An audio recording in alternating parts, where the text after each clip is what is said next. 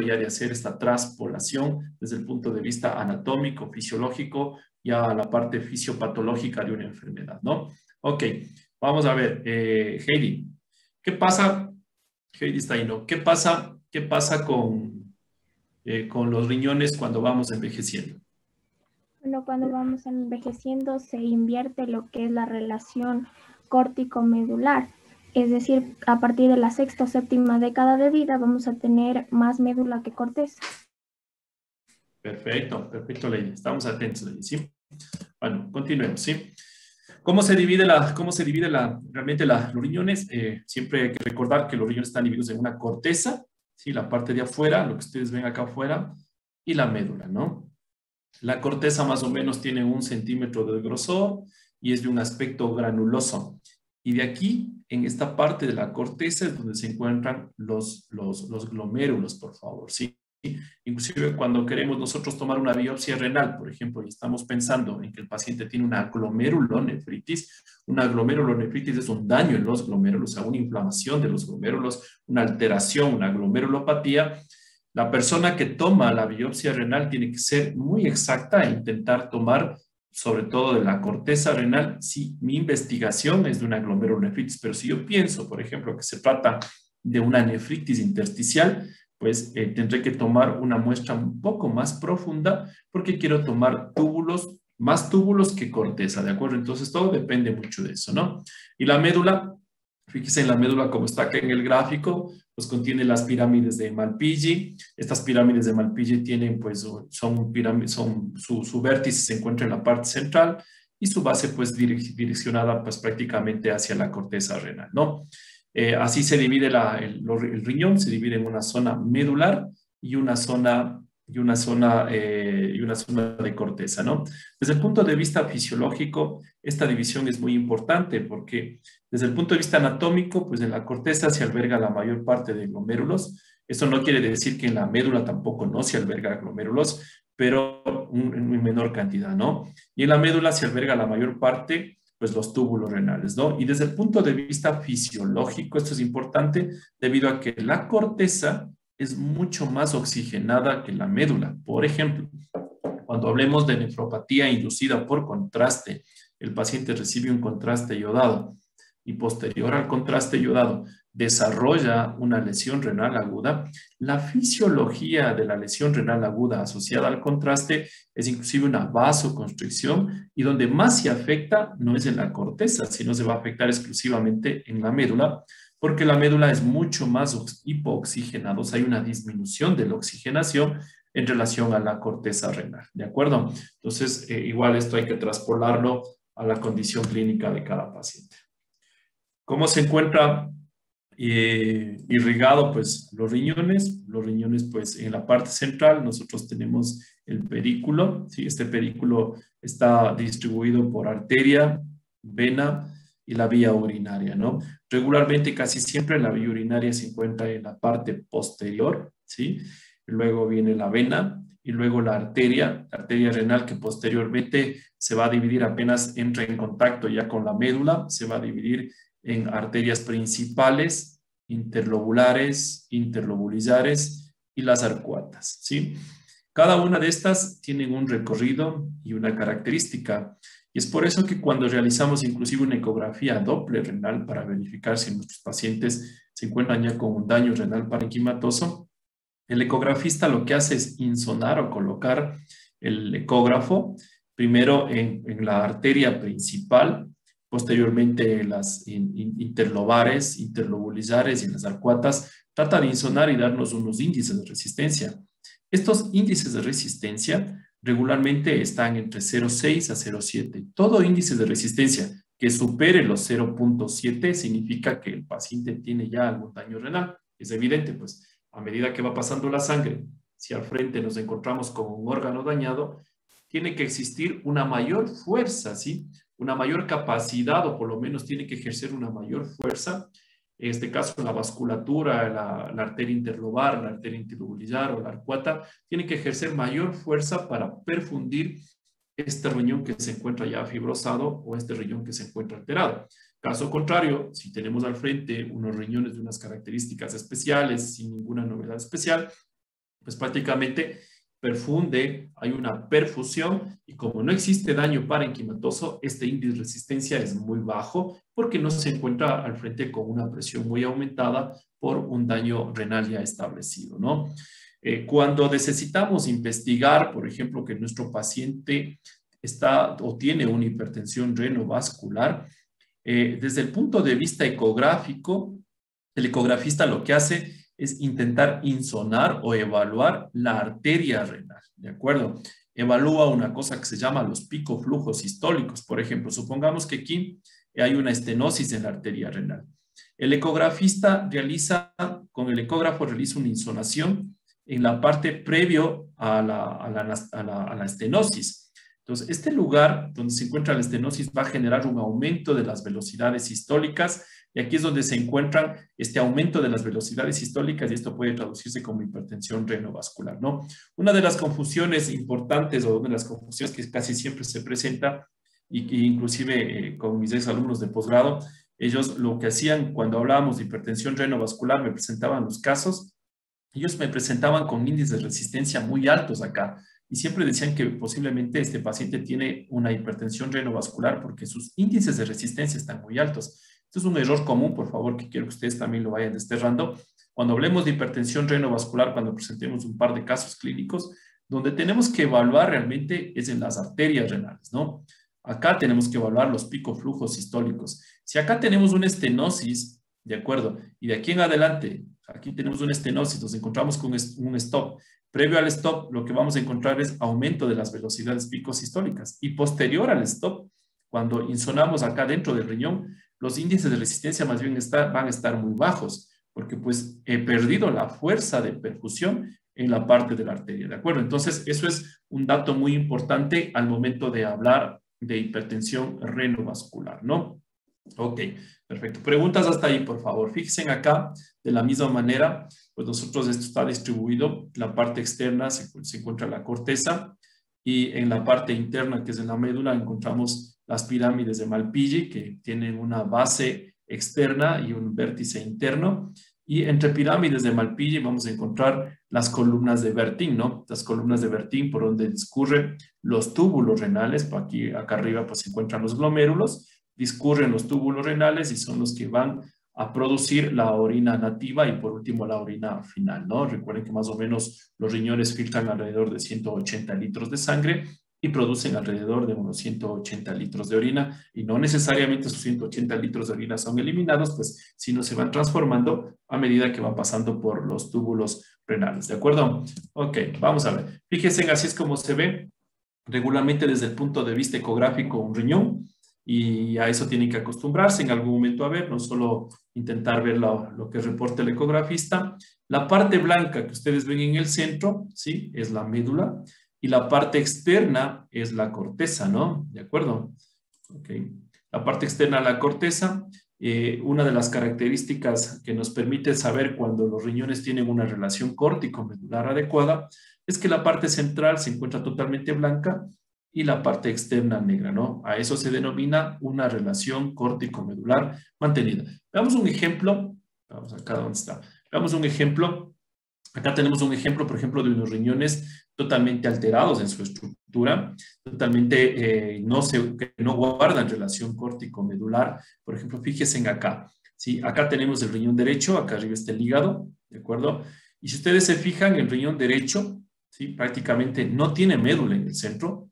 Tenemos una mezcla entre corteza y médula y estos agujeros que ustedes ven acá como estas zonas hipoecogénicas que vemos en la ecografía son las pirámides de Malpighi. Si lo que vemos acá, permítanme regresarme, estas de aquí, logramos ver en la ecografía. Fíjense en que es traducido prácticamente a la ecografía y estas pirámides están prominentes regularmente, no se tienen que ver las pirámides. Características donde se ven las pirámides en dos situaciones. Que el paciente presente una nefritis intersticial aguda, por ejemplo, un paciente que consumió AINES, un paciente que consumió omeprazol, un paciente que consumió algún fármaco antiinflamatorio mezclado con algún nefrotóxico, puede llevar a una lesión renal aguda y eso hace que se vean muy evidentes estas pirámides, ¿no? Inclusive mucha de la literatura, y es prácticamente lo que vemos, lo nombran como una especie, como de un signo característico como de la rueda romana. ¿Recuerdan ustedes, no sé si han visto las películas de los coches, las películas romanas con estos coches de madera? Estos coches de madera tienen un halo, ¿sí? Y en el centro pues tienen muchas líneas con unos agujeros centrales. Entonces más o menos asemeja eso desde el punto de vista ecográfico, ¿no? Fíjense ahora en el otro lado, en este otro riñón, ¿no? Este riñón de la misma manera tiene igual unas características totalmente distorsionadas. Ya no encontramos la típica relación corteza-médula, como ven acá ustedes en las flechas. Pues acá encontramos ya una alteración de la relación córtico-medular, ¿no? Y vamos a ver. Una de las cosas importantes, siempre que intentamos comparar desde el punto de vista ecográfico si existe alguna alteración de la relación córtico-medular o alguna alteración de la ecogenicidad, así se denomina esto, siempre comparamos con el hígado. Fíjense, por ejemplo, en la primera gráfica, acá arriba está el hígado, ¿no? Acá arriba está el hígado y acá abajo está el riñón. Siempre el riñón es más hipoecogénico que el hígado. Eso quiere decir que es mucho más negrito, ¿de acuerdo?, que el hígado, ¿no? Y fíjense acá, por ejemplo, en la lámina de acá abajo, esta lámina es de un paciente con enfermedad renal crónica avanzada. Acá tenemos ya, pues prácticamente la ecogenicidad se parece o es muy similar a la del hígado, ¿no? Ok, perfecto. Vamos a ver, avancemos un poquito.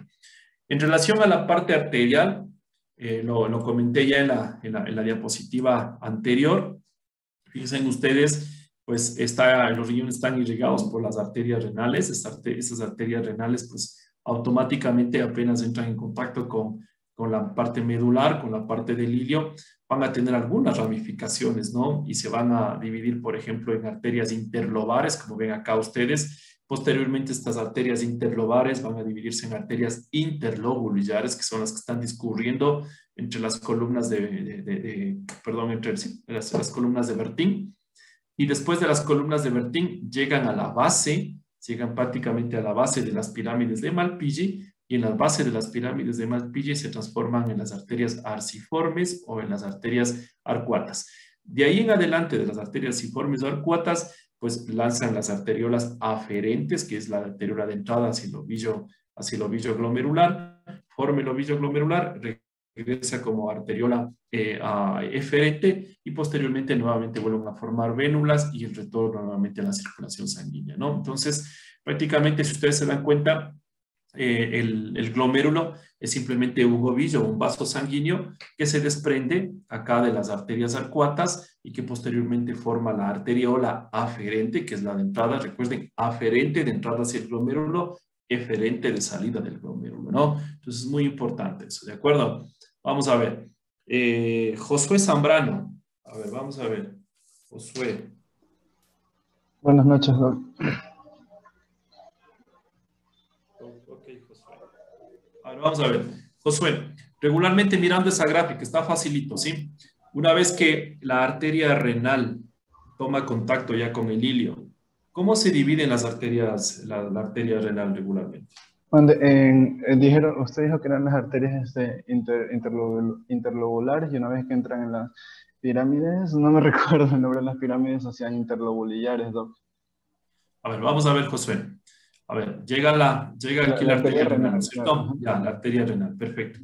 La arteria renal llega, toma contacto con el ilio, ¿no es cierto? Recuerden que esta es la parte medular, ¿sí? Se dividen en arterias interlobulares, Interlobulares. un poco más grandecitas.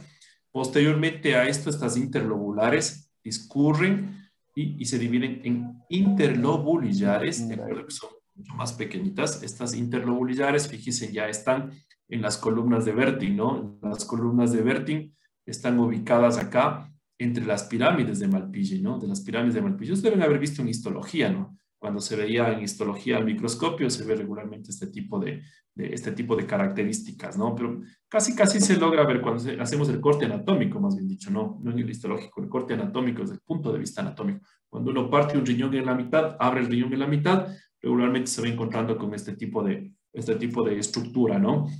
Y posteriormente, Josué, una vez que se han dividido ya las arterias interlobulillares, transcurren, ¿no es cierto? Transcurren por aquí, por las columnas de Werting, llegan a la base de las pirámides de Malpighi, y las pirámides de Malpighi hacen esto. Van recto, recto, recto, recto, y aquí hacen una curva, como que giran la esquina, ¿de acuerdo?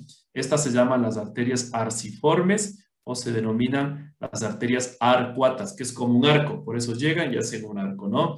Y desde ahí en adelante, de estas arterias arcuatas, se liberan y se forman vasos mucho más chiquititos. Ahí se forma la arteriola aferente, que es la de entrada hacia el glomérulo, forma el ovillo glomerular, y posteriormente viene la arteriola eferente, que es la de salida, donde existe un retorno ya de sangre del ovillo glomerular, ¿no? ¿De acuerdo, Josué? ¿Estamos claros? No es necesario repetir. Vamos a ver. Doc, disculpe una cosita desde que continúe. Claro. Lo que pasa es que una ¿Quién me compañera... pregunta primero? ¿Quién me pregunta? Yulisa. Yulisa, ¿ya? Sí, no es ninguna pregunta, Doc. Disculpe que le moleste. Lo que pasa es que una compañera se le desconectó el internet y está en la sala de espera. ¿Le podría ingresar, por favor? Vamos a ver. Yo creo que ni siquiera, déjeme ver. Si es que hay chance de ingresar, le ingresamos, ¿no? Vamos a ver. Ya vamos a intentar, Yulisa, ¿sí? Por favor, bueno, sigamos entonces. Vamos a ver. Fíjense, así es como se ve regularmente. Si hacemos una angiografía, ¿no?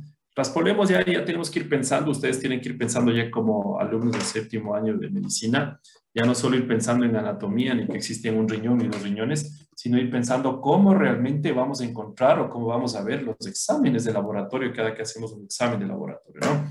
Pues fíjense acá hemos hecho una angiografía de vasos renales, y la angiografía de vasos renales desde aquí es la aorta, ¿no es cierto? Esta aorta pues en algún momento va a originarse, más bien dicho, de la aorta se va a originar la arteria renal derecha en este caso y la arteria renal izquierda. Pero fíjense acá una cuestión muy interesante en este estudio. Aparte de generarse esta arteria renal principal que va a ir dirigida hacia el riñón derecho, también se han generado unas arterias pequeñas, unas arterias que son como accesorias, ¿de acuerdo? Este tipo de arterias accesorias están irrigando el polo inferior del riñón. Entonces, eso quiere decir, por ejemplo, en este estudio, que aquí viene la sangre por acá, ¿no es cierto? Se ha generado el nacimiento de la arteria renal izquierda principal. Esta arteria renal izquierda principal, fíjense, se está dividiendo en arteria renal anterior y posterior, y mucho más allá, desde el mismo casi lugar, diría yo, del mismo nacimiento de la arteria renal derecha, están haciendo una arteria accesoria. Eso es muy importante, por ejemplo, desde el punto de vista de trasplante renal. ¿Por qué desde el punto de vista de trasplante renal? Por ejemplo, cuando se hace una extracción de un riñón en un paciente que va a ser donante vivo, yo que sé, un hijo le va a donar a su madre o su madre va a donar a uno de sus hijos, el cirujano vascular tiene que ser muy hábil como para intentar extraer, por ejemplo, este riñón derecho y al mismo tiempo respetar tanto la arteria renal, dejar un buen espacio de la arteria renal y derecha, y al mismo tiempo respetar también esta arteria accesoria. ¿Por qué? Porque esta arteria accesoria, fíjense, va a tener que hacer igual una incisión aquí y una incisión acá. Porque la arteria accesoria en este caso, si yo retiro totalmente, o cuando hacíamos, por ejemplo, recordarán ustedes como en anatomía, ¿no? Cuando íbamos al anfiteatro en anatomía, no sé si todavía ustedes siguen yendo al anfiteatro, me imagino que sí. Lo que no sabíamos que era, lo volábamos, ¿no? Entonces no puede hacer esto el cirujano vascular, ¿sí? El cirujano vascular tiene que mantener esta arteria con el fin de que al momento de hacer una cirugía previa a la implantación del riñón, el cirujano vascular lo que hace es tomar esta arteria y unirle a la arteria principal para que una vez que ya se encuentre anastomosado el riñón en el receptor, llega por acá la sangre y al mismo tiempo, como dice un puente, va a pasar sangre a la parte superior y a la parte media del riñón y al mismo tiempo pues va a pasar sangre al polo inferior, ¿no? Porque si esto no hace el cirujano vascular, después del trasplante renal puede ser que esta parte inferior, estamos viendo acá esta parte inferior, sufra una trombosis y una isquemia. Y esto puede llevarle inclusive a la pérdida del injerto del paciente, ¿no? Igual de la misma manera, acá observamos, por ejemplo, en el riñón izquierdo, ustedes fíjense, existe una arteria renal izquierda. Esta arteria renal izquierda pues irriga gran parte de la parte media y la parte superior del riñón. Y acá igual de la misma manera tenemos una arteria accesoria, ¿no? Entonces estas son como las variantes anatómicas que nos podemos ir encontrando en los pacientes renales, ¿no? Y sobre todo, por ejemplo, cuando hacemos estudios para trasplante. Ok. Y esta, ¿a qué se les parece esta imagen, por ejemplo? Vamos a preguntar a alguien. Pero, a ver, Gabriela Barahona. Yo quiero solo que intente traspolar esta imagen a un arbolito. A ver, ¿a qué se le parece esta imagen de aquí? Lo azul y todas estas de acá. ¿Qué le parece?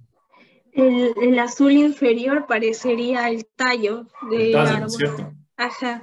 Las azulitas que son más abiertas son como unas V, parecen unas ramas gruesas, y las rojitas parecerían hojas. Exacto. Esto se denomina el signo de bonsai. ¿Sí o no que parece un bonsai? ¿No es cierto? Entonces, cuando hacemos una ecografía Doppler, mire que estoy intentando que ustedes ya hagan una asociación entre la parte anatómica en sí, cómo se encuentra el riñón y qué es lo que van a encontrar en los estudios de laboratorio, en este caso en los estudios de imagen, ¿no? A ver, vamos a ver, Jorge, por ahí anda Jorge, ¿sí?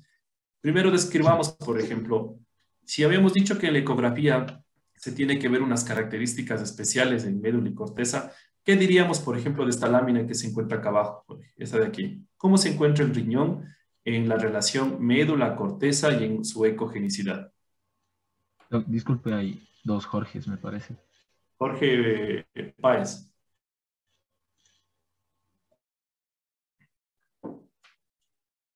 Hay dos Páez. No, a ver, se ve que predomina la corteza.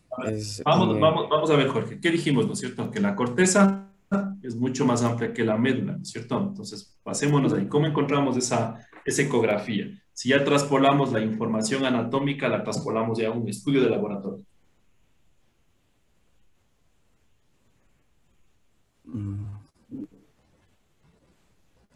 Bueno, igual le veo como más de lo normal de pronto la corteza.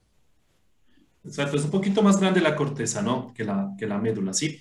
Esto es una característica normal. Esto quiere decir que guarda una relación córtico-medular adecuada, ¿no es cierto? Esta relación córtico-medular adecuada es característica porque la corteza es mucho más grande que la médula, ¿de acuerdo? ¿Cuántas veces ustedes han escuchado el término de relación córtico-medular mantenida en un estudio reportado por un ecografista? ¿Cuántas veces, Jorge? ¿O no?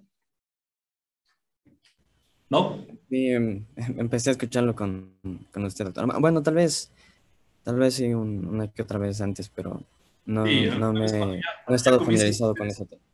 Exacto, cuando ya comiencen a hacer sus prácticas hospitalarias y estas cosas pasen y puedan ustedes inclusive ir al hospital, recuerden ustedes, cuando hablamos de relación córtico-medular adecuada, significa que la corteza es mucho más amplia que la médula, y eso quiere decir que ecográficamente los riñones guardan una característica correcta. Pero si el ecografista, por ejemplo, me retorno un poquito, ¿ya? Me retorno un poquito. Habla de una alteración de la relación corteza-médula, inmediatamente lo que quiero que ustedes traspolen es esta alteración de la corteza-médula. Significa que ya no tengo mucha corteza y que tengo de pronto mucho más médula y que ya no existe esta relación fisiológica entre la corteza y la médula.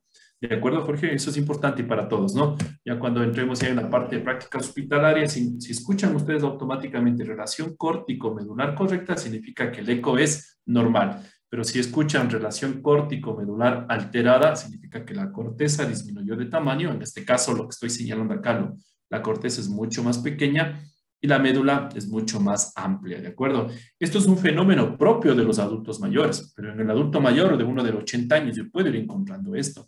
Pero en un joven, por ejemplo, de unos 20 o 25 años, que encuentre una alteración córtico-medular, significa que este paciente puede ser que tenga ya una enfermedad renal crónica establecida, ¿no? ¿De acuerdo?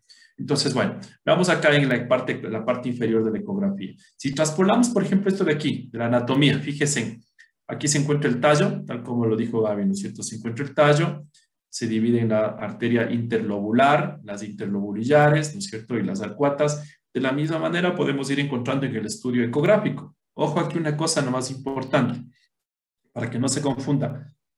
Lo azul no significa que es vena y lo rojo no significa que es arteria en la ecografía Doppler. Esta es una ecografía Doppler. Lo de acá es una ecografía simple y normal. Acá le hemos puesto un Doppler para poder ver la parte vascular del riñón, ¿no?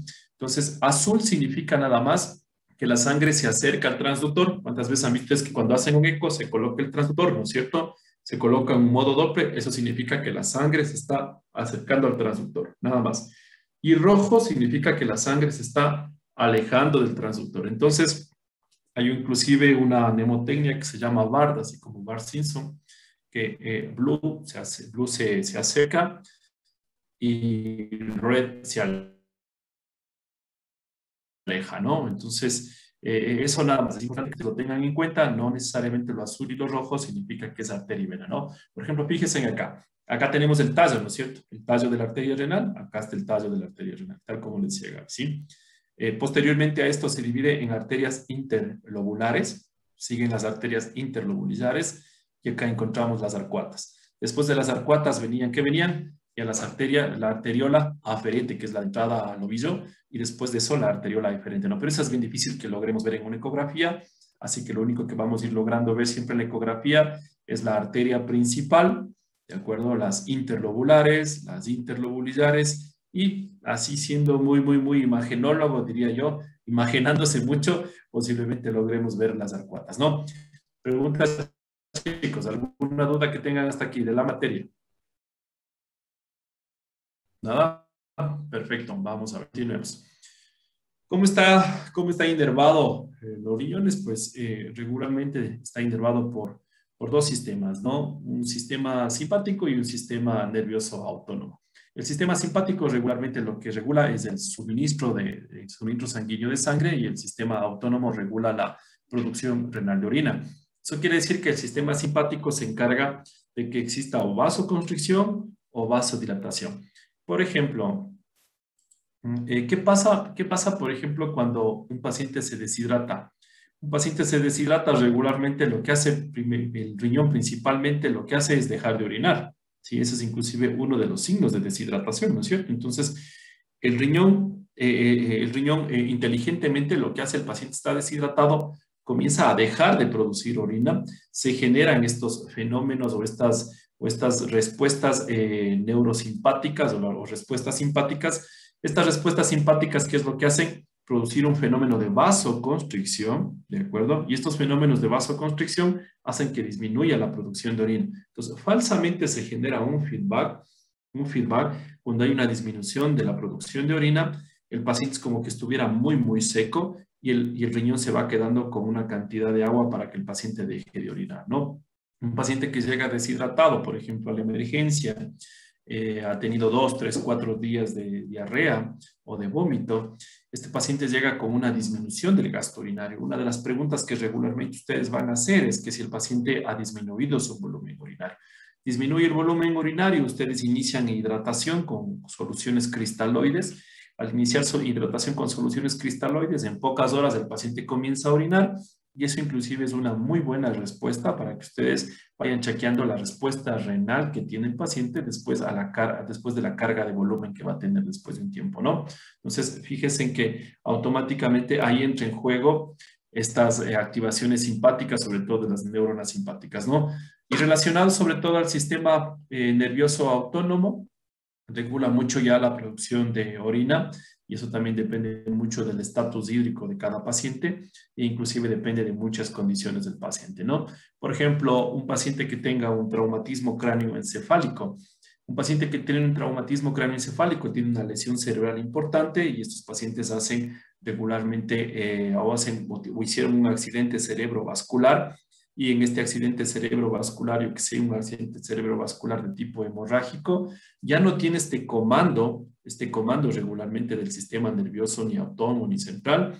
Entonces, ¿qué es lo que va a suceder? Automáticamente el paciente entra en un fenómeno de diuresis osmótica, es lo que se denomina la diabetes insípida. O sea, esto no quiere decir nada con diabetes, por favor. Simplemente el riñón comienza a orinar. Hay pacientes que inclusive llegan a orinar entre 4 a 5 a 6 litros dentro de 4 a 6 horas. Entonces, estos son fenómenos de tipo netamente simpáticos y autónomos, ¿no? Es por eso que en este tipo de pacientes que tienen traumatismos cráneoencefálicos, lo que vamos cuidando es que estos pacientes no tengan un exceso de diuresis, ¿ok? Bueno, se puede utilizar una serie de medicamentos que pueden ayudar, por ejemplo, como la hormona antidiurética, que pues traducido la hormona antidiurética es la vasopresina o la desmopresina que podemos utilizar con el fin de que se frene esa producción excesiva de orina, porque prácticamente se ha dejado de producir desmopresina a nivel central y pues el riñón está eliminando una gran cantidad de orina, ¿no? Ok. Entonces, importante acá, no lo digo yo porque soy nefrólogo, sino pues los riñones son los órganos más importantes. Me imagino que cuando hablan con el cardiólogo también les dice que el corazón es lo más importante. Y cuando hablan con el proctólogo, me imagino que les dice que el recto es lo más importante del cuerpo, ¿no es cierto? Algo así debe suceder. Entonces, fíjense que los riñones pues prácticamente son unos órganos muy importantes y no necesariamente por el hecho de que producen orina y eliminan tóxicos, sino que producen una serie de funciones tanto metabólicas, de alteración, de control del metabolismo óseo-mineral, del control del metabolismo hídrico, del control del equilibrio ácido-base, ¿no? Pues los riñones reciben aproximadamente un flujo sanguíneo pesan primero 300 gramos cada uno casi, y reciben un flujo sanguíneo importante, más o menos alrededor de un flujo sanguíneo de 420 ml minuto por cada 100 gramos de peso de cada uno de los riñones, ¿no? Tienen una tasa de consumo, si ustedes se fijan, una tasa de consumo de alrededor de 267 unidades milosmoles minutos por cada 100 gramos, ¿no? Fijémonos, por ejemplo, en otro órgano, ¿no? El corazón. El corazón, un peso más o menos muy aproximado al de los riñones, pero fíjense en la tasa de consumo de sangre en ml minuto, es inferior realmente a la de los riñones. ¿Cuál se puede parecer por aquí?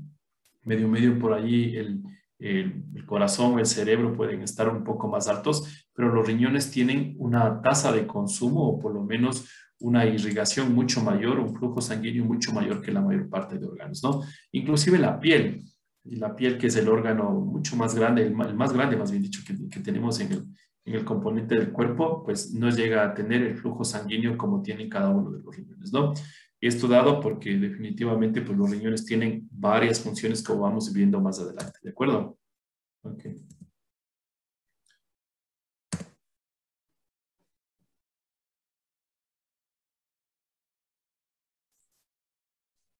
Juan Esteban está por ahí, ¿no es cierto? Juan Sebastián Moscoso. Okay. Sí, doctor. Juan Sebastián, ¿cuánto reciben de flujo sanguíneo los riñones? Aproximadamente. ¿Cuánto? 400 por 100 gramos en total 1250 ml por minuto. Y más o menos, ¿no? 420, ¿no? Por ahí va, aproximadamente 400, ¿no? 400 ml minuto por cada 100 gramos de peso, ¿de acuerdo? Ok, vamos a ver. Entonces los riñones reciben más o menos, fíjense, reciben unos 1250 ml minuto de sangre. Esta es la fracción renal prácticamente del gasto cardíaco y se aproxima al 20% del gasto cardíaco. Eso quiere decir que de todo el gasto cardíaco, el 20% más o menos está destinado a los riñones. Sí, ahí fíjense nomás lo importante que son los riñones, ¿no? Acá hagamos un ejemplo. Fíjense, acá tenemos un hombre adulto de 70 kilogramos. Este hombre adulto de 70 kilogramos, pues en las 24 horas circula más o menos unos 1.800 litros de sangre por los riñones. Pero estos 1.800 litros de sangre por los riñones se aproxima a casi al 20% del gasto cardíaco. Eso quiere decir que en cada bombeo del corazón, un 20% va a ir destinado hacia los riñones, ¿no? ¿Cuál es la unidad funcional del riñón? Siempre es el glomérulo, ¿sí? Ahí es donde se van a desarrollar la mayor parte de funciones que tienen los riñones, ¿sí? Es la unidad primordial, es la unidad que se encarga de crear la orina primitiva, es la orina que prácticamente los 18 litros y un poco más que se producen durante el día, inclusive puede llegarse a producir hasta 150 litros en el día, pero es una orina netamente primitiva, ¿no? Aquí es donde se produce por ultrafiltración, se produce la orina y prácticamente para que este glomérulo funcione, necesita una presión adecuada. Eso quiere decir que necesitamos por lo menos una media, una presión arterial sistólica, por lo menos entre 60 milímetros de mercurio. ¿A qué me refiero esto si lo traspolo al punto de vista clínico? Un paciente que se encuentra chocado, un paciente que se encuentra hipotenso, automáticamente deja de producir orina. En el ejemplo anterior, por ejemplo, lo hemos dicho, un paciente que llega deshidratado a la emergencia, llega con choque, llega hipotenso. Estos pacientes regularmente disminuyen su presión arterial y al disminuir su presión arterial, pues disminuye la presión arterial sistólica. Si yo no tengo buena presión arterial sistólica, difícilmente voy a poder realizar la ultrafiltración y difícilmente le voy a poder otorgar la cantidad o la presión arterial sistólica correcta para que el glomérulo realice los procesos de ultrafiltración y producción de orina, ¿no? En cada uno de los glomérulos, más bien dicho, que es la unidad funcional del riñón, se produce alrededor de 100 ml minuto de orina. Eso quiere decir que, por lo tanto, en el día, una persona casi está produciendo alrededor de 150 litros de orina diaria, ¿no? Entonces, estos 150 litros de orina diaria es netamente la orina nativa del paciente. Y después de eso, pues pasa del glomérulo al túbulo proximal, a la asa de Henle, a la asa gruesa, a la asa delgada, túbulos contorneados distales, túbulos colectores, para que se vaya produciendo los mecanismos de eliminación de agua, absorción de agua, eliminación de electrolitos, y se produzca pues ya la orina definitiva, ¿no? Entonces, ojo con eso cuando yo les pregunte de pronto cuál es la unidad funcional de los riñones. La unidad funcional de los riñones va a ser el glomérulo, ¿no? Es importante, es una pregunta clave, inclusive preguntas de evaluación. Ok, entonces acá les presento el glomérulo. Fíjense en cómo está constituido el glomérulo, ¿sí? Acá, pues el glomérulo está constituido por la arteriola aferente. Vamos a ver si estaban atentos. Camilo Chontasi. Camilo, esta arteriola aferente que se encuentra acá, ¿de dónde venía la arteriola aferente? De las arcuatas, doc. Perfecto. Entonces, si recordamos, ¿no es cierto? Miren, ya vamos prácticamente yendo a la parte microscópica del riñón, ¿no? Llegaba la arteria renal, esta arteria renal se dividía en interlobulares, interlobulillares, ¿no es cierto? Arcuatas, y posteriormente se iba generando la arteriola aferente, ¿no? Entonces, fíjense en esta arteriola aferente, ingresa, hace una especie como de ovillo, si recuerden ustedes como este ovillito de lana que tenían las abuelitas, se genera un ovillo regularmente, y este ovillo, una vez que se genera un ovillo, genera o más bien dicho, da a luz, o más bien dicho, da el nacimiento de una arteria, que es la arteriola eferente, es la arteriola de salida, ¿sí? Cuando uno estudia regularmente, uno piensa que por una parte entra la sangre a la arteriola eferente, se genera una especie de ovillo, y por el otro polo se elimina la sangre del glomérulo. Pero no, fíjense por acá ustedes, entra la sangre, ¿no es cierto? Se genera un ovillo, ¿sí? Y posteriormente en el mismo sitio, casi muy cercano a la arteriola de entrada, se encuentra la arteriola eferente, ¿no? Entonces, si hablamos y queremos dividir, por ejemplo, este glomérulo en polos, es importante que hablemos desde el punto de vista ya histológico. Se denomina esto el polo vascular del glomérulo, y a esto se denomina el polo tubular del glomérulo, ¿no? Es importante, por ejemplo, en enfermedades como la glomerulosclerosis focal y segmentaria, que es un tipo de glomerulopatía, cuando el patólogo nos entrega los informes, siempre nos comenta y nos dice, mire, existe una esclerosis a nivel del polo tubular. Entonces, usted dice, a nivel del polo tubular, ya, ok. A nivel del polo tubular, pues se encuentra muy opuesto muy opuesto al polo vascular, ¿no? Ok, listo. Entonces, así es como se forma el glomérulo en sí. Una vez que se forme el ovillo, este glomérulo tiene que tener un espacio que se respete, por ejemplo, entre la cápsula y el espacio glomerular. A esto se denomina el espacio de Bowman. Aquí es donde se va a generar la orina primitiva, y posteriormente ya pasa al espacio tubular, ¿no? Este de acá es el túbulo contorneado proximal, y aquí es donde se va a hacer prácticamente el mayor trabajo del glomérulo, ¿no? Aquí es donde se desarrolla la mayor parte de mecanismos de absorción, mecanismos de eliminación, de electrolitos, de de orina, inclusive desde el punto de vista nefrológico, nosotros podemos saber en qué lugar está la lesión, si la lesión está en el túbulo proximal o la lesión está en el túbulo distal, ¿de acuerdo? Y acá si se dan cuenta, por ejemplo, se encuentra el túbulo distal, ¿de cómo? Por acá sale el túbulo proximal y acá se encuentra el túbulo distal. Y es porque prácticamente el túbulo hace esto, ¿no? Hace un recorrido en masa y nuevamente retorna hacia el túbulo distal, ¿sí? Entonces entra por acá la sangre, forma el ovillo, sale por acá la sangre para que retorne nuevamente a la circulación general. Este es el polo tubular. En el polo tubular, después del polo proximal, túbulo proximal, por donde viene el asa de Henle, que está acá el asa de Henle, la rama ascendente del asa de Henle, ya vamos a ver en un dibujito eso, el túbulo contorneado proximal y el túbulo contorneado, perdón, el túbulo contorneado distal y posteriormente el túbulo colector, ¿no? Ok. Esto es lo que se ve desde el punto de vista histológico, no necesariamente se ve así, muy bueno fuera que se vea así, ¿no? Se ve así, ¿de acuerdo? Entonces yo les voy a ir dirigiendo un poco. En la parte central tenemos el glomérulo. Lo que ustedes ven, por ejemplo, en estas líneas con un color mucho más tenue, es prácticamente lo que ha ido recorriendo. Por ejemplo, acá tenemos el polo, este es el polo vascular, por aquí entra la arteriola aferente, hace el ovillo, genera el ovillo y posteriormente tenemos la arteriola eferente, ¿no? Entonces, esta es la cápsula de Bowman, ¿de acuerdo? En la cápsula de Bowman se encuentra alejado de este penacho glomerular.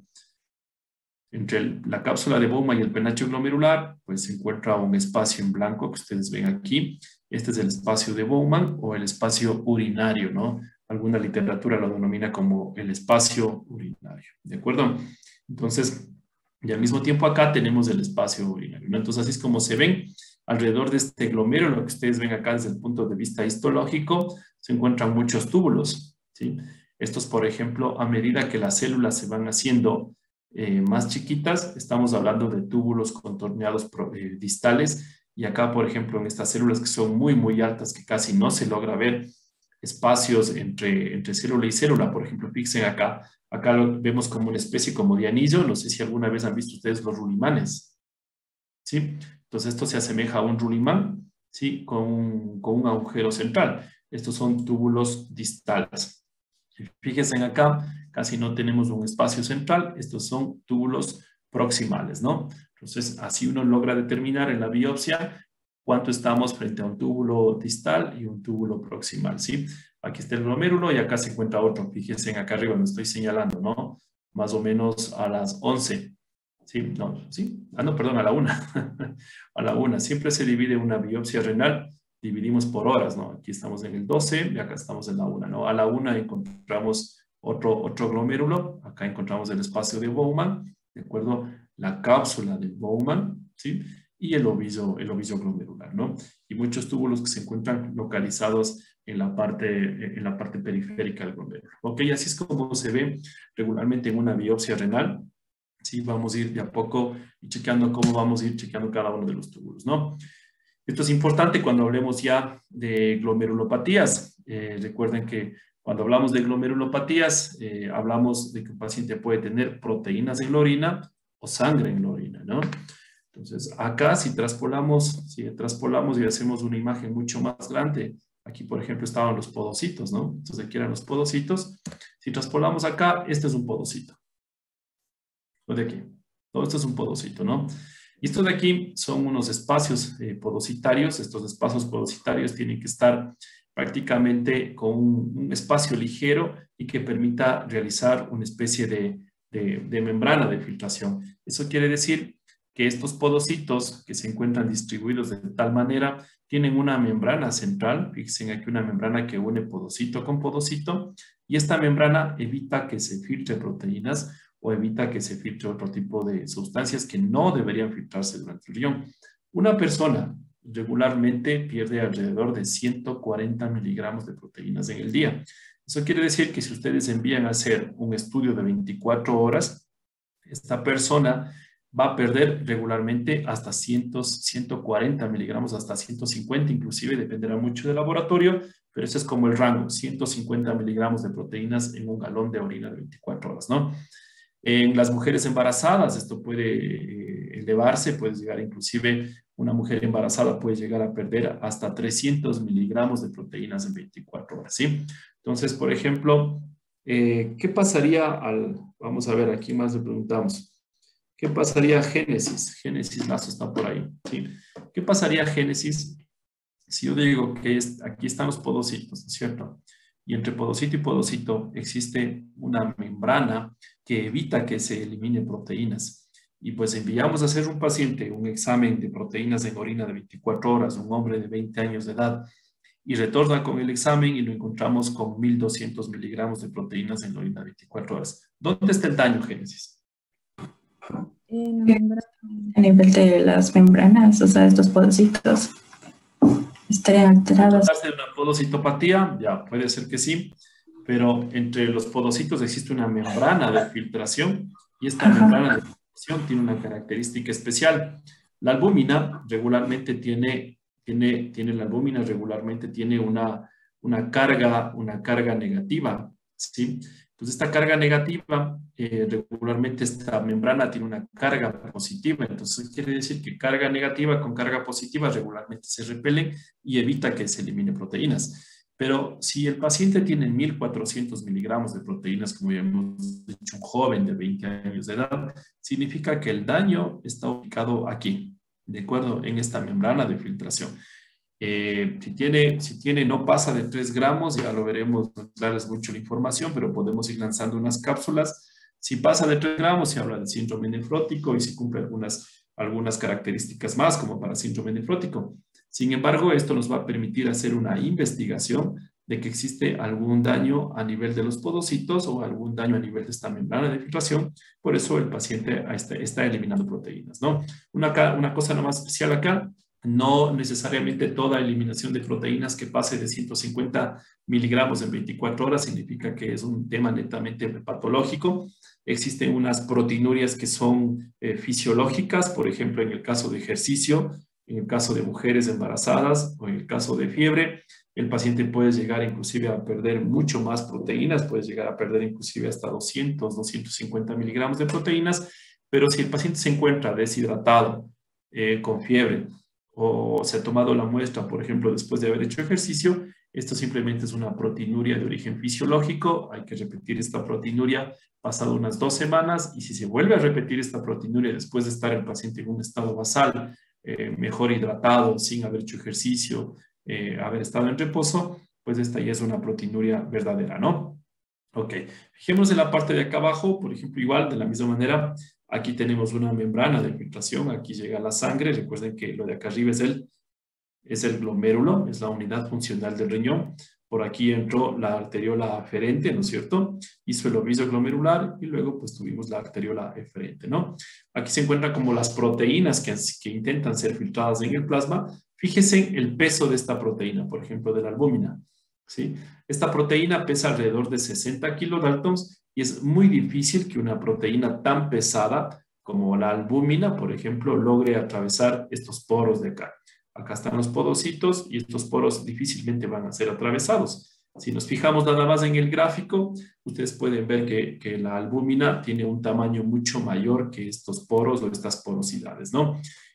Para que esta albúmina se filtre, tiene que haber algún daño a nivel de esta membrana de filtración, o puede haber una especie de alteración a nivel de los podocitos. Por ejemplo, en vez de guardar esta distribución equidistante, ¿no? Que entre podocito y podocito, por ejemplo, acá, como ustedes ven, cuando estoy señalando, se encuentran unas membranas. En lugar de tener esta distribución paralela, este podocito con este podocito se fusionan, o sea, se hacen uno solo y dejan un espacio muy grande. Este de acá con este de acá se fusionan y dejan un espacio muy grande entre podocito y podocito, ¿no? Entonces esto se llama igual fusión penicilar, ¿no? Pero más adelante chequearemos eso, ¿sí? Fíjense, una vez que ya pues se ha generado ya la orina nativa, se genera ya una cierta presión. ¿Cuánto se necesitaba Antonio González? ¿Cuánto se necesitaba de presión arterial sistólica para que los riñones funcionen adecuadamente y el glomérulo cumpla la función de ultrafiltración, o sea, de generación de orina? Mayor de 60 milímetros de mercurio, doc. Perfecto, perfecto, Antonio, ¿no?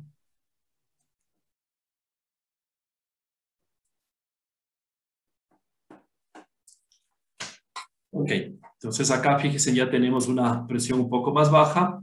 Siempre es importante eso, ¿no? Si acá nosotros tenemos, por ejemplo, en el espacio de Bowman, una presión mucho más alta o una presión casi muy similar a los 60 milímetros de mercurio que se encuentran a nivel del espacio glomerular o del glomérulo, pues difícilmente va a haber paso de agua o paso de líquido desde estos espacios, porque las dos presiones se encuentran totalmente igualadas, ¿no?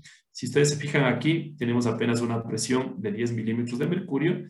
Les había dicho que, tal como lo dijo Antonio, pues se necesita una presión de 60 milímetros de mercurio para que se produzca este fenómeno de ultrafiltración, ¿no? 60 mucho mayor que 10 y se produce orina, ¿no? Ok, entonces acá un poco la explicación de la autorregulación que suele tener el riñón. Fíjese, por ejemplo, en la parte de acá abajo tenemos las presiones arteriales medias, ¿sí? La presión arterial media de un paciente. Y acá arriba tenemos el flujo sanguíneo renal que se produce a medida que la presión arterial va creciendo. Por ejemplo, acá en línea roja tenemos el flujo sanguíneo renal, ¿sí? Y en la línea azul tenemos la tasa de filtración glomerular, ¿no? Entonces vamos a chequear. Si tenemos una presión arterial media que está muy baja, la tasa de filtración glomerular de la misma manera será muy baja, tal como lo comentaba Antonio. Necesitamos una presión adecuada para que se pueda generar también una tasa de filtración glomerular. Si a medida que va aumentando la presión arterial media, generamos de la misma manera un aumento de la tasa de filtrado glomerular. ¿Cómo se traduce esto desde el punto de vista clínico? Por ejemplo, un paciente que llega deshidratado, un paciente que llega hipotenso, regularmente no produce orina, ¿no es cierto? Un paciente que llega en buenas condiciones, regularmente está produciendo orina. ¿Cómo se dan cuenta ustedes de eso? Llega un paciente deshidratado, inician, yo qué sé, solución salina, comienzan a hidratar al paciente y a las 2 horas está orinando. ¿Qué es lo que estaba fallando ahí? La presión arterial, ¿no es cierto? No logramos tener una buena presión arterial correcta, no logramos ni siquiera llegar a una presión arterial adecuada que permita que se genere una especie de aumento de la presión a nivel glomerular y que se produzca la orina, ¿no? En este caso la orina nativa, o que se aumente los fenómenos de ultrafiltración. ¿De acuerdo? ¿Qué es lo que pasa en el riñón? Igual, en el riñón existe un fenómeno de feedback. Eso quiere decir que todo lo que está pasando en la parte distal de los túbulos o en la parte distal del riñón afecta exclusivamente a la parte proximal. Por ejemplo, supongamos, el mismo ejemplo, sigamos utilizando el mismo ejemplo de aquel paciente que se encuentra deshidratado, ¿no? Entonces, este paciente viene deshidratado, no le llega la suficiente cantidad de sodio, ¿sí? Se absorbe el sodio porque como le falta agua, a medida que, miren aquí, por ejemplo, viene la arteriola aferente, ¿sí? Acá está la arteriola eferente, viene la arteriola eferente, genera el ovillo y por aquí se produce la orina. Acá se producía ¿cuántos litros más o menos de orina? 150 litros de orina diarios, ¿no es cierto? Estos 150 litros de orina diario, si tenemos este ejemplo de este paciente que se encuentra deshidratado, pues no se va a producir los 50 litros de orina diario, pasa por los túbulos y como los túbulos identifican realmente que el paciente está deshidratado, el riñón inteligentemente absorbe sodio y tras del sodio va a absorber agua. ¿Qué pasa con esto? Llega a la parte distal acá, y llega menor cantidad de sodio. Al generarse menor cantidad de sodio, ¿qué es lo que manda una señal de feedback, que le está faltando agua y le está faltando sodio a la parte distal. ¿Qué es lo que va a hacer el riñón? Automáticamente va a dilatar su arteriola aferente, la arteriola de entrada. ¿Para qué dilata la arteriola aferente, la arteriola de entrada? Para permitirle que llegue mayor cantidad de sangre por la arteriola aferente, se genere un aumento de la presión y siga produciendo orina. Si esta condición clínica no ha sido controlada, si esta condición clínica no ha sido restituida, esto significa que el paciente que sigue estando con deshidratación sigue llegando a menor cantidad de agua, menor cantidad de sodio. A pesar de que tengamos este fenómeno de feedback, ¿de acuerdo? En pocas de autodefensa del riñón, no va a permitir o no va a ser suficiente si es que no logramos controlar la causa. En este caso, no le hidratamos al paciente o no controlamos la diarrea, por ejemplo, no va a permitir este fenómeno propio de autodefensa del riñón. ¿Está claro esa parte, por favor? Esto es importante desde el punto de vista inclusive ya del manejo en los hospitales. Ya vamos a ver más adelante por qué, porque hay que retirar ciertos fármacos pueden quedarse y ciertos fármacos tienen que salir cuando existe este feedback o por lo menos esta autodefensa del riñón. ¿De acuerdo? Ok. Vamos a ver.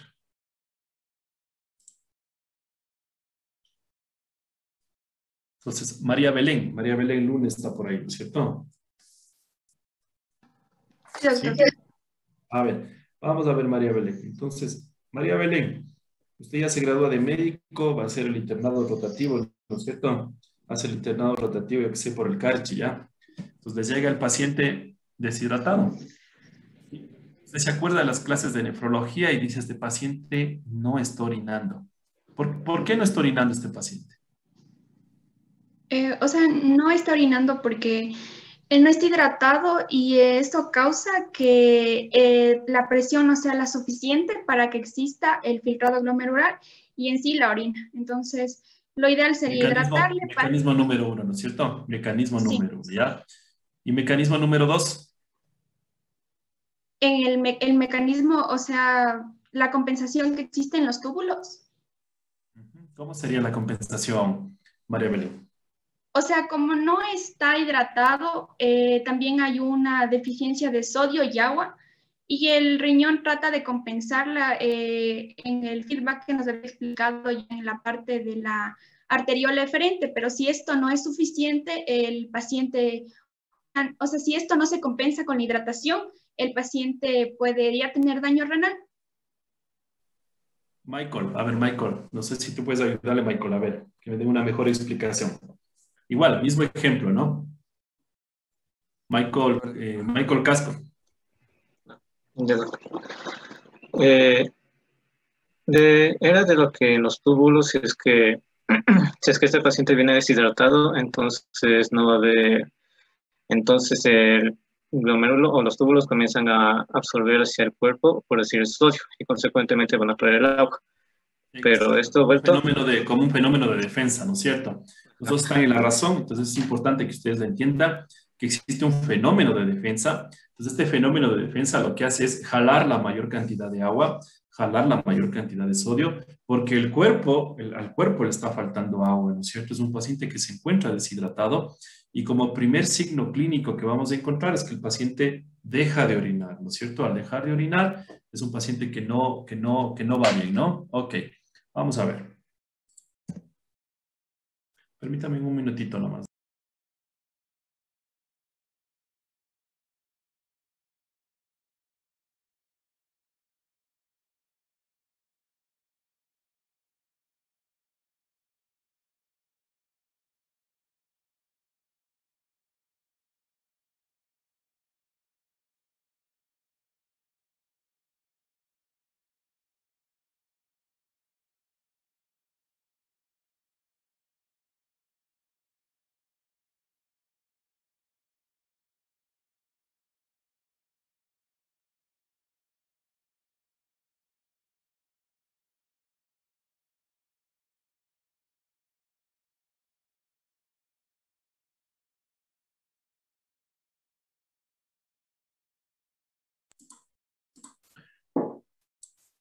Ok, chicos, ya estoy nuevamente con ustedes, ¿sí?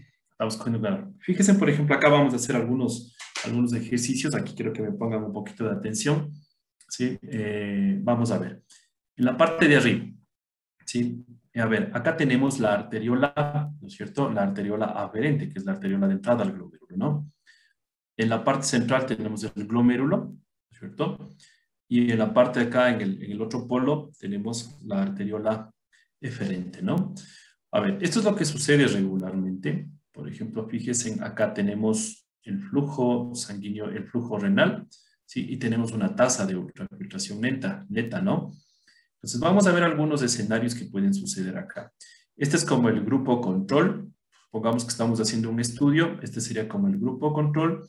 y desde el 1, 2, 3, 4 para abajo serían los diferentes escenarios que pueden suceder en el riñón. Por ejemplo, en el grupo control, fíjense cómo se encuentra. La arteriola aferente se encuentra con un tamaño correcto que permite la entrada de sangre, ¿no es cierto? Permite que entre sangre hacia el glomérulo y posteriormente que salga sangre del glomérulo, ¿no? Entonces acá tenemos un flujo sanguíneo estable y tenemos una producción de ultrafiltración, en este caso de orina, estable. Vamos a ver. Con la misma explicación, vamos a ver si pueden hacerlo de la misma manera. Kevin Toapanta. Kevin Toapanta, enciende el micrófono. A ver, ¿qué pasa acá, Kevin, aquí, en el segundo escenario? A ver, nuevamente, vamos a ver, yo hago la primera parte, ¿no? Acá tenemos la arteriola aferente, ¿no es cierto? Con un tamaño correcto, ¿sí? Entra sangre y la arteriola aferente con un tamaño correcto. Esto me permite un adecuado flujo sanguíneo y una adecuada tasa de ultrafiltración. ¿De acuerdo? ¿Qué pasa acá, Kevin? A ver, expliquemos.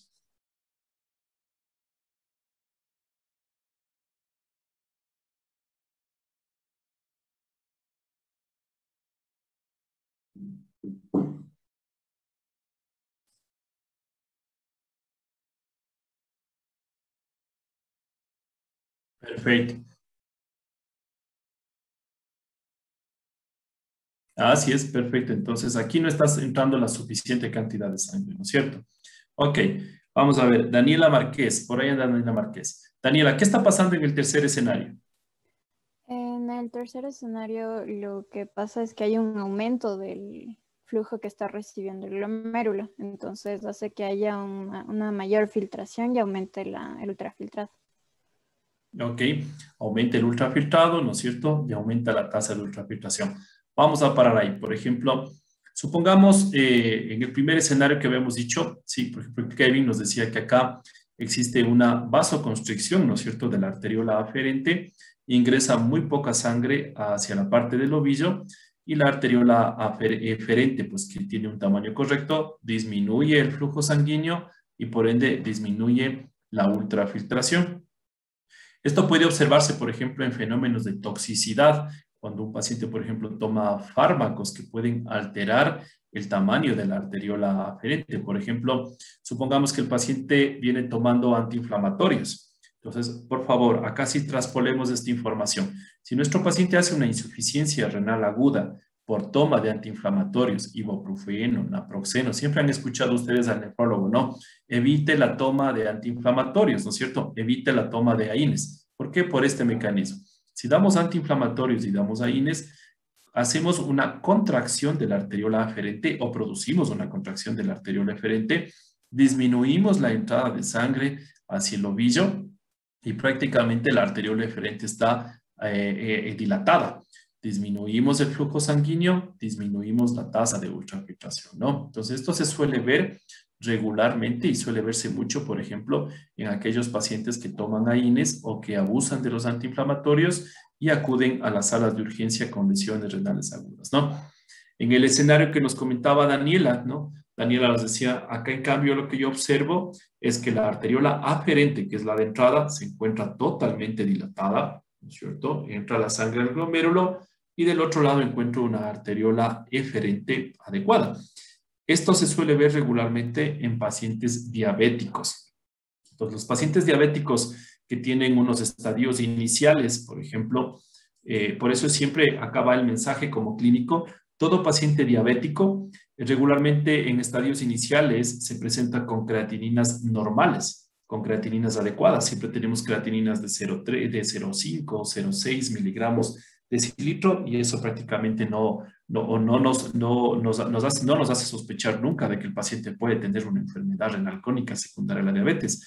Y es por eso, porque en los estadios iniciales regularmente dilata totalmente su arteriola aferente, ¿no es cierto? Ingresa una cantidad importante de sangre, ¿sí? Esto aumenta la filtración glomerular, aumenta la presión en el glomérulo. Esto lo que va a llevar es un aumento del flujo sanguíneo y un aumento de la ultrafiltración. Y ahí es donde ustedes, por ejemplo, encuentran pacientes que tienen unas tasas de filtrado glomerular que sobrepasan prácticamente lo indicado. Por ejemplo, le hacen una orina de 24 horas a un paciente de 50 años de edad y este paciente de 50 años de edad tiene una tasa de filtrado glomerular de 140 ml al minuto. Eso regularmente no puede pasar. Eso significa que el paciente está hiperfiltrando. ¿De acuerdo, Daniela? No sé si estamos de acuerdo con todo el grupo o si hay alguna cosa que de pronto quiera que aclare aquí, sobre todo en esta parte. Otro ejemplo. Traspolemos otro ejemplo, ¿sí? Por ejemplo, en los pacientes obesos. Los pacientes obesos regularmente tienen fenómenos de hiperfiltración, ¿sí? Los riñones comienzan a trabajar en exceso, dilatan su arteriola aferente, aumenta la entrada de sangre a nivel del oviso glomerular y pues prácticamente la arteriola eferente se encuentra con un buen calibre, ¿no? El paciente obeso regularmente tiene tasas de ultrafiltración muy elevadas. A este fenómeno lo denominamos hiperfiltración. Pero este fenómeno de hiperfiltración que se suele ver mucho en los pacientes obesos, con el tiempo suele generar o puede dar daños a nivel del glomérulo, porque el glomérulo o más bien dicho, este fenómeno está llevando a que el glomérulo entre en un hipertrabajo o un exceso de trabajo que hace que en algún momento pueda llegar a fallar estos fenómenos compensatorios, ¿no? ¿Estamos claros en eso? Ok. Lady Huele, a ver, vamos a ver, Lady. El escenario de acá abajo. ¿Qué es lo que estamos viendo en el escenario de acá abajo, Lady? Ya, ¿sí me escucha? Sí, escuchamos clarito. Ya. Aquí vemos que en cambio la arteriola eferente va a estar con vasoconstricción, pero el flujo de llegada al glomérulo Vamos va a ser... a ver, Lady, vamos a ver. A ver, nuevamente, a ver, que no creo que escuché yo bien. ¿Qué pasa en este de aquí? En este de aquí, Lady. Ahí dice, o sea, lo que veo es que existe una vasoconstricción, pero en la arteriola eferente. Ya. Ya, entonces el flujo... Vamos en orden, Lady. Aquí. ¿Qué pasa aquí? Ya. Bueno, la arteriola aferente está normal, no tiene nada. Ajá. El flujo de sangre que va a llegar al glomérulo igualmente va a ser normal, pero al momento de salir, o sea, el flujo sanguíneo de salida va a estar reducido, por lo tanto va a reducir el flujo sanguíneo renal, por eso está reducido. Pero, la tasa de ultrafiltración va a estar aumentada porque, o sea, como que la cantidad de sangre que llega a ser normal, pero se queda estancada, entonces aumenta y por lo tanto la tasa de ultrafiltración va a aumentar porque no permite una salida que sea compensatoria. No sé si está bien mi razonamiento. Ahí entendemos, ya entendemos algo. A ver, ¿qué es lo que pasa acá, por ejemplo, Lady? Fíjese, aquí se encuentra pues prácticamente, hay un proceso de vasoconstricción de la arteriola eferente, ¿no? Que es la de salida, ¿sí? Aumenta o hay una dilatación ligera de la arteriola aferente, que es la de entrada. Aumenta el flujo sanguíneo, en cierta manera aumenta el flujo sanguíneo, inicialmente aumenta el flujo sanguíneo, aumenta la presión a nivel de la parte central del glomérulo, pero tal como decía Lady, ¿no? En el otro lado, ¿sí? Tengo una vasoconstricción. Es como que intentar que los 50 y 51 alumnos que están, por ejemplo, en este momento presentes en la clase, yo les digo, ¿sabe qué? Salgan por un aula que tiene una puerta que apenas mide 3 o 4 metros y todos al mismo tiempo quiero que salgan por ahí. No sé si con el ejemplo me hago entender. Intento que todo el mundo salga por la misma puerta en un lugar que es muy pequeño, en un lugar que hay una vasoconstricción. Entonces, en esta situación, cuando existen estas vasoconstricciones ligeras, puede pues prácticamente verse aumentado prácticamente la tasa de ultrafiltración, porque aquí se aumenta la presión. ¿Dónde suele verse eso regularmente? Estas vasoconstricciones, por ejemplo, suelen verse muy regularmente en aquellos pacientes, por ejemplo, que tienen una vasoconstricción de la arteriola eferente por algún mecanismo, por algún antiinflamatorio o por algún fenómeno tóxico o algún fármaco antiinflamatorio, etcétera, etcétera, igual de la misma manera, ¿no? A ver, vamos a ver. Oscar Toaquiza. Oscar está por ahí. Oscar, ¿qué pasa en el último escenario?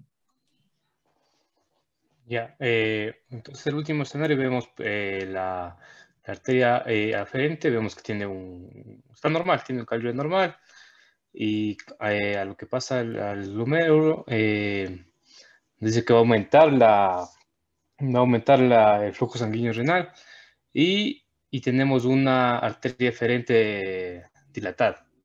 Y en este caso dice que va a reducir la cantidad del ultrafiltrado. Vamos a ver, perfecto. Vamos a ver en esta gráfica de acá y posiblemente acá se explica de mejor manera. Fíjense aquí. A ver, vamos a bajar esto por acá para poderlo explicar de mejor manera, ¿sí? Entonces acá ustedes tienen su arteriola aferente, ¿no? Arteriola aferente, que es la de entrada, ¿sí? Ingresa al glomérulo, hace el ovillo glomerular y posteriormente tenemos la arteriola eferente, que es la de salida, ¿no? Aquí están los fármacos que pueden actuar. No me quiere salir. Fíjense, por ejemplo, los antiinflamatorios. ¿Qué pasaría si le doy a un paciente un IECA?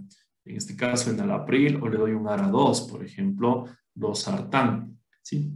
En este caso, si le doy este tipo de fármacos, va a producir una vasodilatación, ¿sí? Y esta vasodilatación de la arteriola, que en algún momento se convirtió en un mecanismo de defensa, estos ARA2 van a producir una vasodilatación y disminuyen la tasa de filtrado glomerular. A ver, vamos a ir por partes.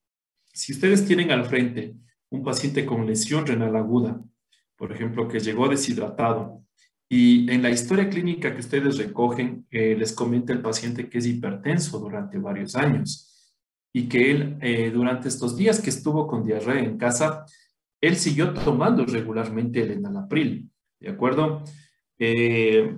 Carla, ¿cuál sería, desde su punto de vista, de su razonamiento, si este paciente, por ejemplo, que le comenta que vino con diarrea durante un buen tiempo, es hipertenso durante largo tiempo, y usted en los exámenes de laboratorio encuentra que la creatinina subió, revisa todos los exámenes pasados de este paciente y se da cuenta que hace 2 meses el paciente tenía 0,7 de creatinina, normal, pero ahora pues viene deshidratado y viene aún tomando todavía sus fármacos antihipertensivos. ¿Qué es lo que haría usted como primera medida? ¿Dejarle el antihipertensivo, quitarle el antihipertensivo o quitarle el antihipertensivo y cambiarle a otro antihipertensivo que no tenga esta acción hemodinámica a nivel de la arteriola eferente? Carla, ¿sí me entendió la pregunta, Carla? ¿Puede repetir, por favor, doctor? Ya, a ver, Carla. Usted tiene un paciente que viene deshidratado, ¿no es cierto? Ya, vaya tomando nota, ¿sí? Está hipertenso el paciente. Este paciente viene tomando enalapril por largo tiempo. ¿De acuerdo? Llega el paciente y usted revisa sus exámenes de laboratorio y le encuentra con 3 de creatinina, 3 miligramos. De la misma manera, como tiene acceso a todos los exámenes de laboratorio, evidencia y chequea que hace 2 meses atrás el paciente tenía una función renal normal, 0,7 de creatinina. Aquí las cuestiones es, usted se encuentra frente al paciente ya. Dice, bueno, vamos a aplicar la cuestión fisiológica y lo que he ido aprendiendo en fisiología renal, ¿sí? ¿Qué es lo que está haciendo el riñón desde el punto de vista fisiológico, Carla? A ver, le voy a echar una mano. Desde el punto de vista fisiológico, el riñón en este paciente deshidratado va a dilatar su arteriola aferente, ¿no es cierto? Permitiendo que ingrese mayor cantidad de sangre hacia el glomérulo y va a contraer la arteriola eferente para que se genere un aumento de presión acá adentro, como el paciente está deshidratado y aún el paciente se mantenga orinando, ¿no es cierto? Aumenta la presión intraglomerular y el paciente se mantiene orinando constantemente. Este es un mecanismo de defensa propio de un paciente que se encuentra deshidratado. Pero usted le comenta y le dice, ¿sabe qué? Como a mí me ve el cardiólogo regularmente, el cardiólogo me pidió que nunca suspenda el enalapril, porque es un fármaco que me va a ayudar a mí a controlar la presión. Entonces, ahí va Carla la pregunta. Usted está frente al paciente ya. Le dice, suspenda definitivamente el IECA, suspende el enalapril y vamos a darle otro fármaco que no tenga esta acción hemodinámica a nivel del glomérulo, ¿sí? O simplemente le dice, mantengamos el enalapril, que no pasa absolutamente nada y usted se va a ir recuperando solito. ¿Qué haría usted, Carla? Repita nuevamente, no creo.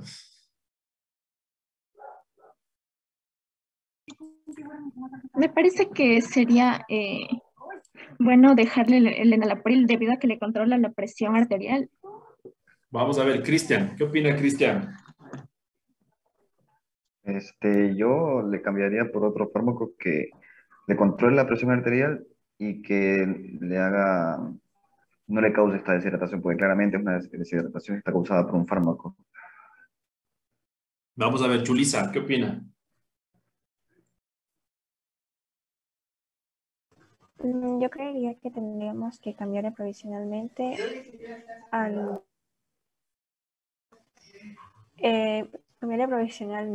medicamento de la hipertensión, porque eso es lo que está como que haciéndole un desbalance, porque mientras el cuerpo está haciendo que se mantenga la parte normal de la orina, producción de la orina, con el medicamento del enalapril, en este caso del paciente, hay mayor producción de orina, entonces está agravando la deshidratación. Vamos a ver. No me convence. Vamos a ver. Y Sarela está, ¿no es cierto? Ahí, ¿no? Cuénteme, Sarela, a ver. Creo que, bueno, como hablamos de que el paciente está deshidratado y que ya lleva varios días. Sarela, haga un recorderis de cómo sería, por ejemplo, el mecanismo de defensa que yo les explicaba. Paciente, ¿qué hubiera hecho, Sarela? A ver, vamos a ir repasando. Normalmente, si el arteriola acá? Va a dilatarse la arteriola aferente para aumentar el flujo sanguíneo y que aumente la filtración. Y acá, Sarela, en arteriola aferente. Exactamente. A ver, esta tiene que contraerse si el paciente está deshidratado. Ese sería Sarela, y para Sarela está muy bien, ¿ok? Yulisi, para el resto. Ese sería como el mecanismo normal, ¿no es cierto? El mecanismo de defensa que va a tener un paciente. Pero si resulta que este paciente viene tomando enalapril, ¿qué le estamos quitando, Sarela, en este momento? El mecanismo de defensa. Correcto, Sarela. Exacto, le estamos quitando ese mecanismo de defensa que tiene el paciente. Le ponemos un enalapril. ¿Qué es lo que vamos a lograr aquí? Dilatado aquí, dilatado acá, no se genera aumento de la presión y el paciente no produce orina, ¿no es cierto? Entonces, ¿qué hay que hacer? Retirarle temporalmente el enalapril, ¿no es cierto? Y cambiarle por otro fármaco, por ejemplo, que sea amlodipina, que no tenga ningún tipo de acción a nivel de la arteriola eferente, ¿de acuerdo? Eso es lo que hay que hacer. Entonces, eso es importante. ¿Qué pasa si ustedes reciben un paciente que llega deshidratado, que toma enalapril, etcétera? Lo primero que tienen que hacer ustedes es, miren, vamos a revisar, sus exámenes de laboratorio están alterados, veo que tiene una creatinina muy alta, una urea muy alta. Hay que quitarle uno de los fármacos que no es el causal, simplemente es un factor extra que se está añadiendo, que se está agregando para que no le permita una recuperación rápida. Entonces, ¿qué será lo que ustedes primero van a hacer como médicos cuando ya se gradúen como médicos de atención primaria? Será primero, mire, quítese este fármaco temporalmente, tómese otro, hidrátese de mejor manera, vamos a meterle líquidos a la vena, lo que sea, y en 24 horas evaluamos cómo va su función renal. Una vez que el paciente recupera nuevamente la función renal, podemos nuevamente añadir el IECA o el ARA2. ¿De acuerdo? ¿Todos correctos? Quiero ver que me digan si están todos correctos. ¿Entendido todos? Yulisa, por ahí le voy estudiando. ¿Te entendido, Yulisa, con esas respuestas? Sí, Doc. Perfecto, eso es importantísimo, porque eso es parte ya del manejo netamente ya nefrológico desde el punto de vista de salud primario, ¿no? No necesitan un nefrólogo al lado para que les haga tomar esta medida muy sencilla, ¿no? ¿De acuerdo? Alguien quería preguntar por ahí, por favor. Yo, Doc, mi pregunta era, ¿en cuántos días ya recuperaría generalmente la función renal? ¿Quién pregunta primero? Michael, Doc. Ya, Michael. A ver, ¿cómo era la pregunta, Michael?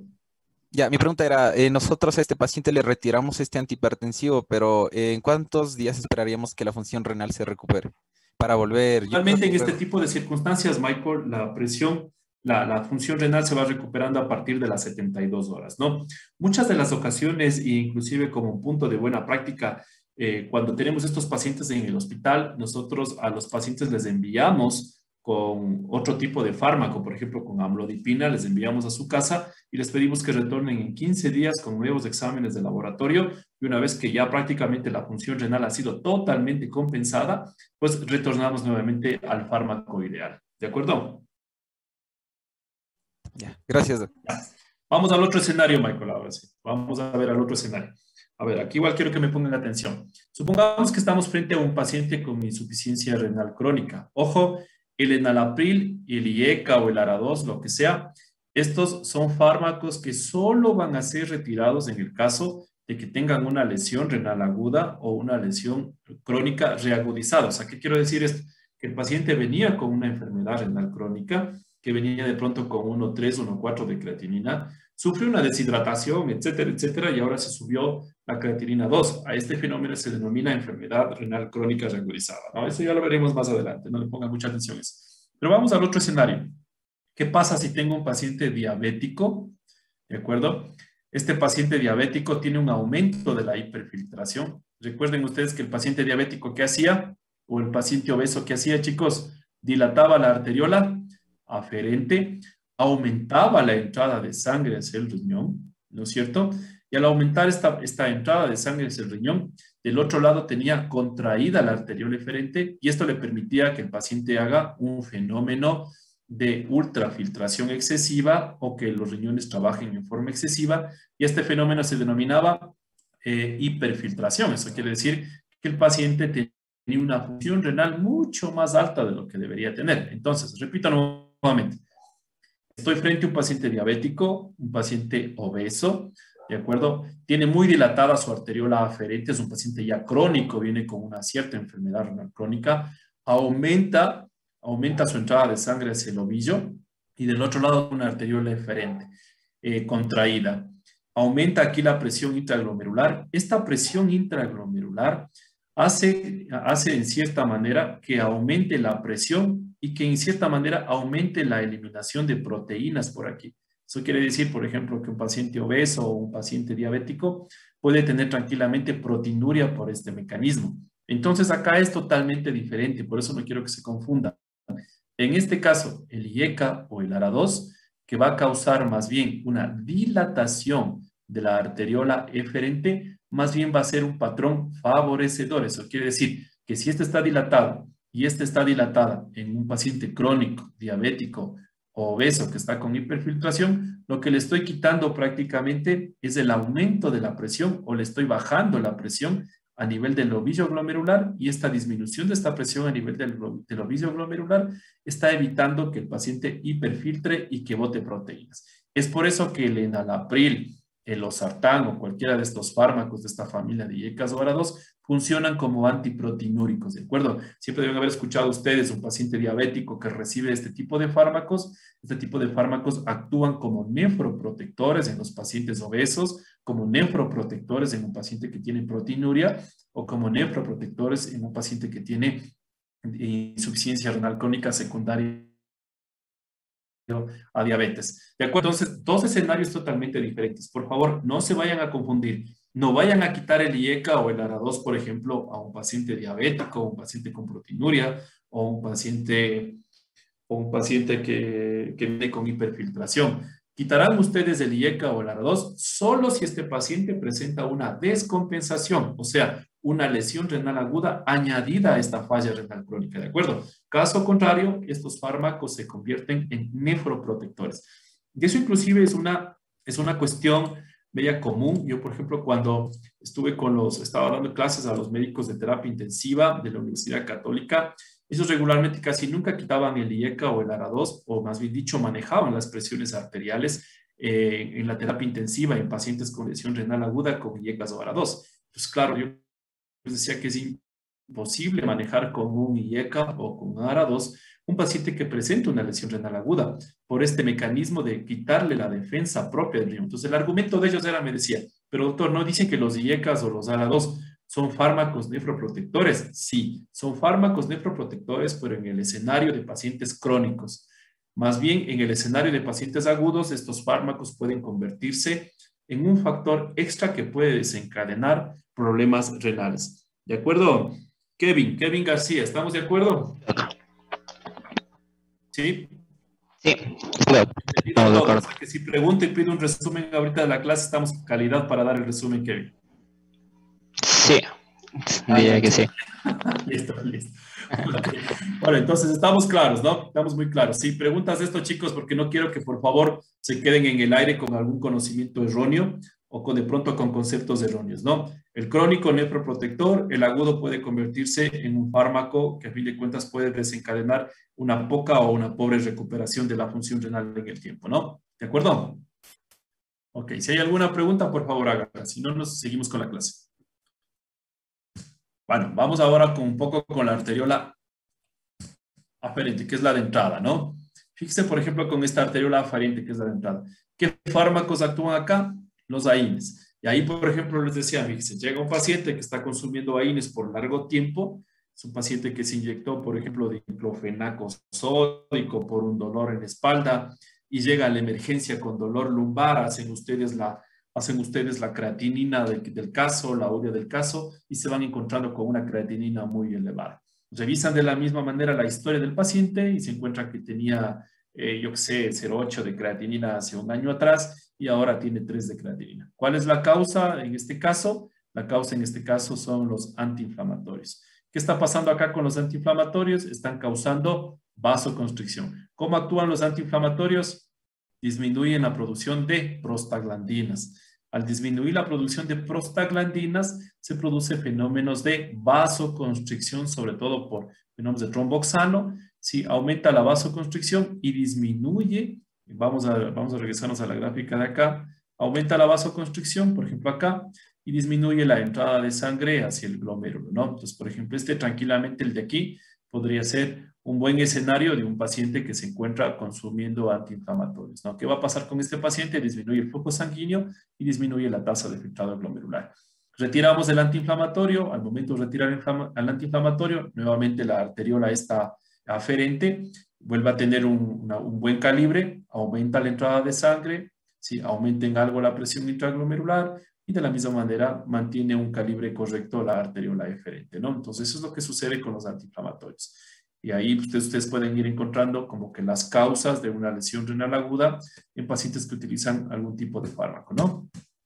Ok, vamos a ver, entremos ya en sí a la nefrona. Qué barbaridad, nos faltan unos minutillos nada más. Entremos en sí a la nefrona. Les había dicho que prácticamente la unidad funcional del riñón, pues en el glomérulo en sí, pero la unidad hiperfuncional o la que produce prácticamente toda esta orina nativa es la nefrona, ¿no? Entonces, esta es la unidad funcional elemental del riñón. Regularmente tenemos alrededor de 1 a 2 millones de nefronas en cada riñón. Se habla y existe una teoría, ojo, aquí hay muchas damas, ¿no? Cuidado, que las mujercitas tienen una menor cantidad de nefronas en relación a los hombres. Y esta teoría fue creada realmente en el momento de que existían donantes mujeres y los receptores eran varones. Parecería ser una teoría nada más, que cuando un hombre recibe un riñón de una mujercita, parece que recibe una menor cantidad de nefronas. Cuando se dona un riñón, se recibe una menor cantidad de nefronas y esto pues tiene un desenlace en el tiempo para una menor sobrevida de este riñón trasplantado, ¿no? Entonces, de todas maneras, pues uno tiene una cierta cantidad de nefronas, ¿no? ¿Qué pasaría, por ejemplo, si nacemos con un solo riñón? Eso quiere decir que tendremos la mitad de nefronas. ¿Qué van a pasar con estas nefronas? Estas nefronas sufren un fenómeno de glomerulomegalia, se hacen mucho más grandes y sufren fenómenos de adaptación. Eso quiere decir que es un fenómeno compensatorio. A esto se denomina el fenómeno vicariante. Vicariante significa trabajar mucho más en la ausencia del otro. Supongamos que tienen ustedes un paciente que tuvieron que hacerle una nefrectomía del riñón derecho. Esta nefrectomía del riñón derecho fue un paciente de 40 años, supongamos, ¿sí? Fue dada por infecciones recurrentes del tracto urinario que causaron compromiso importante del riñón derecho. El riñón derecho está funcional y este riñón derecho es el causal de infecciones a repetición. El urólogo decide retirar este riñón. ¿Qué es lo que van a esperar ustedes en el tiempo? Es que el riñón izquierdo, en este caso que se queda, sufra un agrandamiento o sufra una acomodación o sufra un fenómeno vicariante. Este fenómeno vicariante es adaptarse a la función del otro. Regularmente un riñón funciona como 50%, 40% y el otro funciona 50%, 55%. Pero cuando esto sucede, como en el ejemplo que les acabo de comentar, ¿sí?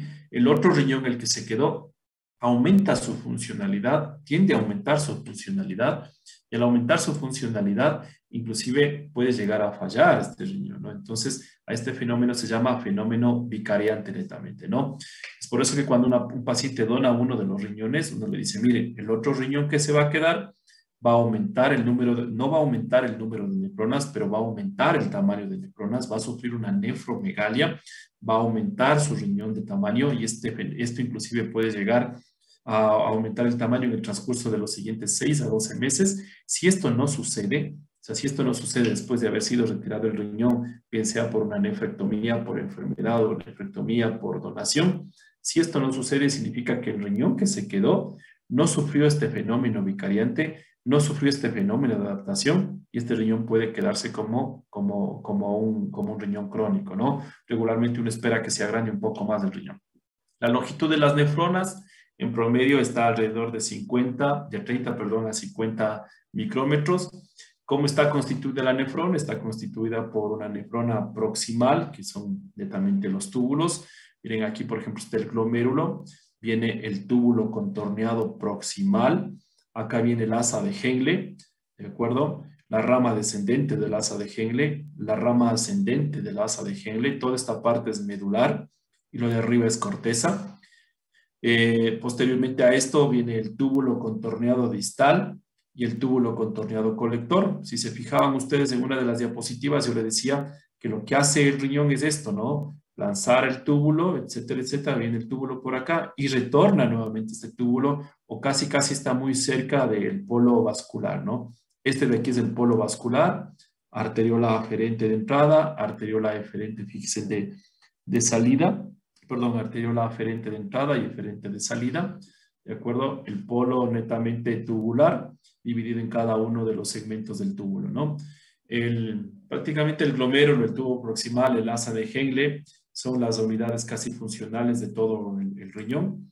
Y la nefrona distal, que está constituida por el asa de Henle, sobre todo la rama ascendente del asa de Henle, que ven ustedes acá, esta rama ascendente del asa de Henle. Y acá están los túbulos contorneados distales y el túbulo contorneado colector, ¿no? Ok, es por eso que cuando habíamos comentado del ejemplo, por ejemplo, de esta mujer deshidratada, sí que tenía una disminución o que no entraba constantemente o que tenía una deshidratación, pues no llegaba la suficiente cantidad de agua y no llegaba la suficiente cantidad de sodio. Acá se encuentra este feedback, entonces como está muy cercano, se generaba un feedback como que realmente le falta mayor cantidad de agua al paciente, absorbía sodio, absorbía agua y como fenómeno clínico vamos a tener nosotros pues disminución del gasto urinario, ¿no? Ok, vamos a ver. ¿Cómo está la funcionalidad del riñón en sí? Fíjense acá, por ejemplo, tenemos el glomérulo, arteriola aferente, arteriola eferente. En el túbulo contorneado proximal es donde se realiza la mayor parte del trabajo. Entonces, yo les pregunto y les digo, miren, en los túbulos, en el túbulo contorneado proximal, en el asa de Henle o en el túbulo contorneado distal, ¿en cuál de estos lugares se desarrolla la mayor parte de trabajo de absorción y de eliminación de la nefrona? Su respuesta va a ser en el túbulo contorneado proximal. Se desarrolla más del 60, inclusive muy cercano al 70% de los trabajos de absorción, eliminación de líquidos, absorción de sodio, absorción de glucosa en este lugar, ¿no? Es por eso, por ejemplo, que un paciente que es diabético mal controlado, si este paciente diabético mal controlado, recuerden, llega a la sangre por la arteriola aferente, hacia el ovillo glomerular, se filtra. Si esta glucosa se encuentra en más de 180 miligramos de decilitro en sangre, automáticamente, prácticamente sobrepasa el fenómeno sobre todo de protección del riñón. Y si ya sobrepasa este fenómeno de protección del riñón, ya no logra absorberse nuevamente la glucosa en el túbulo contorneado proximal.